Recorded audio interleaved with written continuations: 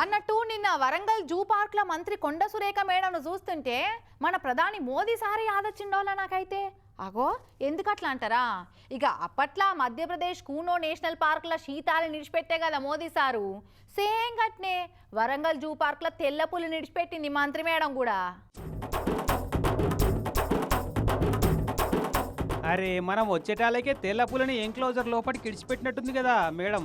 ఇక మరి వట్టిగా ఇడిచిపెట్టి చేతులు దులుపుకొని పోకుండా కొత్త హాస్టల్లో పిల్లగాని ఏర్పించి ఇంటికి వెళ్ళిపోయామంగట చూసినట్టు లోపల ఆ పులి ఎట్లా తిరుగుతుందా అని నిలబడి చూసింది ఇట్లా.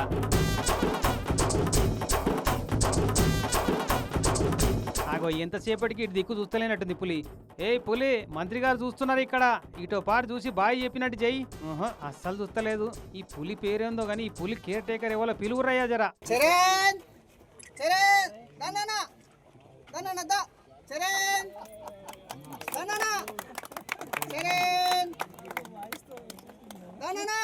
అగ్గో సప్పట్లు కొడుతున్నారంటే మంత్రి మేడాన్ని చూసి పలకరించినట్టుంది.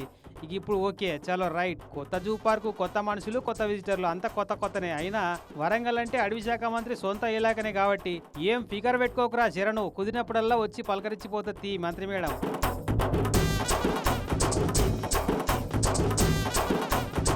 హైదరాబాద్ జూ పార్క్ వెళ్ళి వరంగల్ జనాలు కూడా చూస్తారని కాకతీయ జూ పార్క్ పట్టుకొచ్చిరట ఈ తెల్ల పులిని. ఇక ఆ పులిని బోన్లకెళ్ళి ఎంక్లోజర్లో ఇడిచిపెట్టి ఆడ పెట్టిన సభల అడవుల అక్కరేంతో చెప్పుకొచ్చింది.